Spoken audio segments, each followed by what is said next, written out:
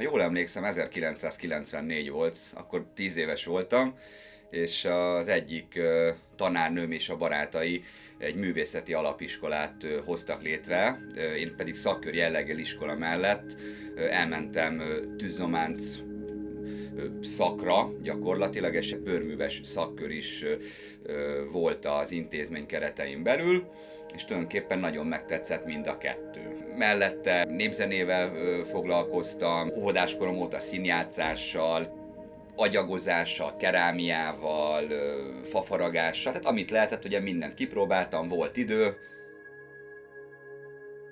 12 évesen bekerült egy pár munkám a Hadtörténeti Intézetnek az évi kiállításába, és nem sose felejtem el, amikor a biztonsági odajött hozzám, és mondta azt, hogy fiatalember, hát a látogatók csak egy órával később jöhetnek. Én meg mondtam neki bőszen, de hogy én kiállító vagyok. És oda kellett vinnem a tanáromhoz, mire elmagyarázta neki, hogy már pedig a fiatalember kiállító, úgyhogy nyugodtan itt lehet a megnyitóig. És gyakorlatilag, amikor elérkezett a 8.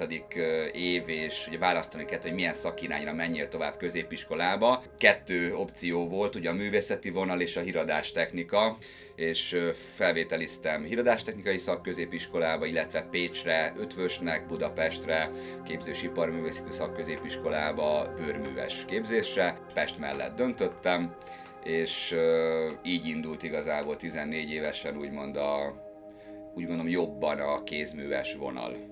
17 éves koromban lekerültem Dunaújvárosba, bőrdíszműves képzés keretein belül tanultam, illetve szakkör jelleggel már oktattam, és akkor ismerkedtem meg, volt tanárommal, aki azóta kollégám lett, és igaz jó barátom, mint hogy az egész családja, Molnár Lukács Anita. Ahogy nyilván az ember egyre jobban elmélyül a saját maga által választott szakmában és szakmákban, és egyre nyitottabb világ tárult ki elém, egyre jobban próbáltam szerteágazó lenni több tekintetben. Az egyik technikám után érdeklődött egy Kanadában dolgozó bőrműves kolléga, és megkérdezte, hogy milyen lézervágógéppel készítem ezeket az áttört darabokat. Miután a munkáim teljesen 100%-ig kézzel készülnek mindenféle gép nélkül, mindig közösen tervezem meg a tisztelt megrendelővel, hogy mit is szeretne. Így úgy gondolom, hogy megpróbálom belerakni ő saját magát, illetve magamat is egy kicsit, miután 2 darabot nem lehet semmiből elkészíteni. Így jól lehet valóban, sokkal tovább tart egy-egy alkotás, viszont garantáltan személyre szabott. Újabban kaptam olyan felkéréseket, hogy szeretnék értékesíteni a munkáimat Németországban, Svájcból is kaptam már felkérést, és most éppen nemrég, hogy amerikai piacra is készíthetnék kis szériás, de ugyanúgy 100%-ban kézzel készült darabokat.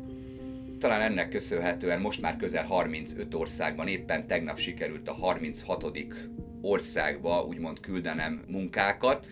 Tavaly a világ egyik legnagyobb divat cégének a tulajdonosa személyesen ide repült hozzám, hogy megnézze, hogy miket is csinálok. És nagy örömömre, amellett, hogy megtiszteltek, nem is gondoltam volna, hogy ha nyugodtan mondhatom, ez az úr, ő kollégám is, mert ő is bőrművesként, bőrdíszművesként kezdte.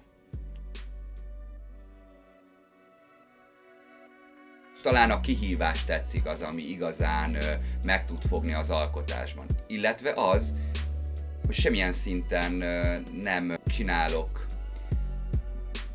sorozatgyártott darabokat. A kihívás valóban egy dolog. De úgy gondolom, hogy elhivatottság és maga az áhítat.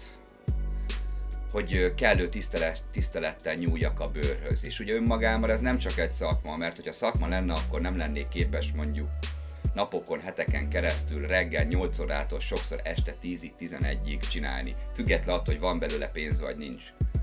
Ez tényleg, ez egyfajta szerelem. Egy olyan talán életem végig tartó öröm, ami ha rossz kedvem van, akkor jobb kedvre tud deríteni. Ha fel vagyok pörögve, akkor le tud nyugtatni. Tulajdonképpen valahol a szakmámon, az alkotásaimon keresztül lettem én az, aki.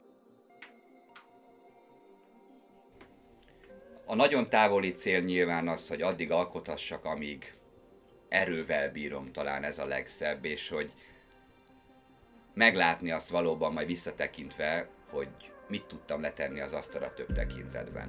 Nem csak kiállítás szintjén, nem az, hogy hová kerültek el a darabok, de úgy gondolom, hogy sokkal mélyebb a történet, hiszen egy olyan csodás motivum világot dobott elém az élet, ami ugye létezik a mi kultúránkban, amit vétetlenül nem tovább örökíteni valamilyen formában. És nem feltétlenül a régi, autentikus leletanyagokat, hanem ezt modernizálva, hiszen léteztek tarsolyok, csodás motivumvilággal, ezeket átültetni akár egy táskára, egy mobiltelefon, tokra, egy tabletre, ami tulajdonképpen most már elengedhetetlen a mindennapi életben.